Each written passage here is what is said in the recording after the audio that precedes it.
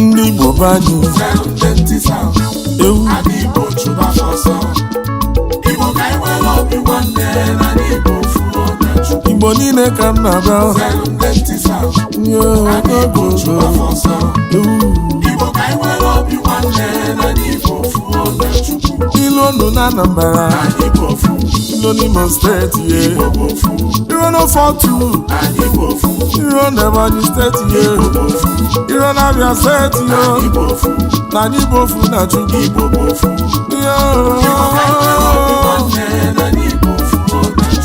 iro na Anambra iro n'Imo State iro na 42 iro na Ebonyi State iro na Abia State anyị bụ ofu na Chukwu ewere obi nwanne ịmana ịchaka m ebe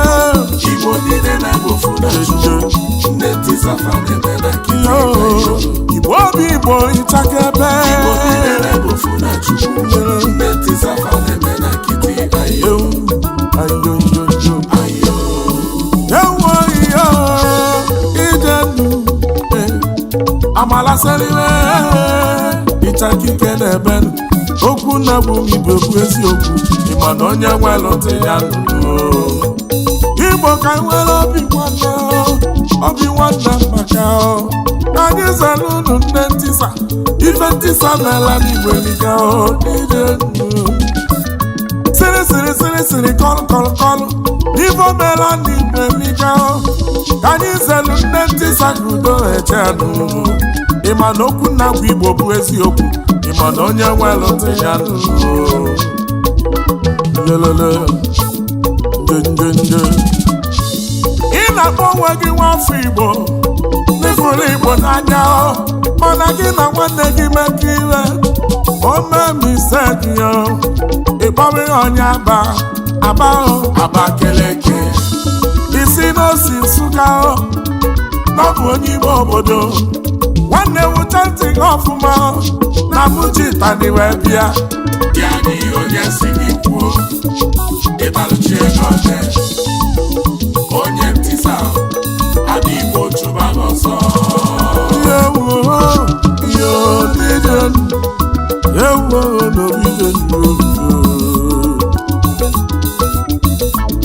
ọkụ Igbo na onwe gị nwafọ Igbo n'ifuru Igbo n'anya mana ifu onye Mbaise ibido wee kpalịba onwe ibido wee sitọba onye Mbaise batabeghị agwọ batabeghị ịpụrụ ụzọ chụba onye Mbaise tupu ịchụba agwọ ya n'ihe ụja ntị ọfụma ịchaka ike ji tara ebe ha ya n'ihe onye si gị kwuo ịbalụchi ego onye ntisa adị Igbo chụba n'ọsọ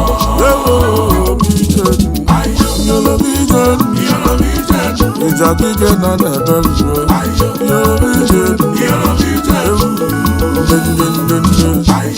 enyi kwesịrị ịbụ onye Igbo n'ifuru Igbo n'anya ọ dịbụ onye Anambra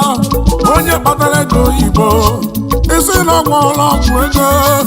n'oji mmadụ wee tụọ ụtụ n'ọbụ ibe eji gbalụ ha ya mere ụfọdụ akpata ego ya dị ka ngwa gị ụcha ntị ọfụma na mụchitani bịa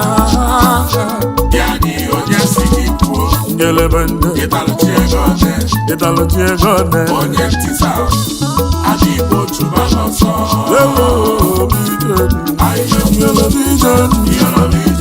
ịchaka ike na n'ebe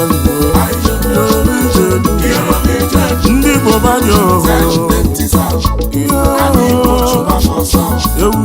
Igbo ka anyị nwere obi nwanne na Igbo fuo na Chukwu Igbo bụ Igbo ka na-agba Igbo chụba fọsọ Igbo ka anyị nwere obi nwanne na Igbo fuo na Chukwu iro na Anambra iro n'Imo State iro na 42 iro na Ebonyi State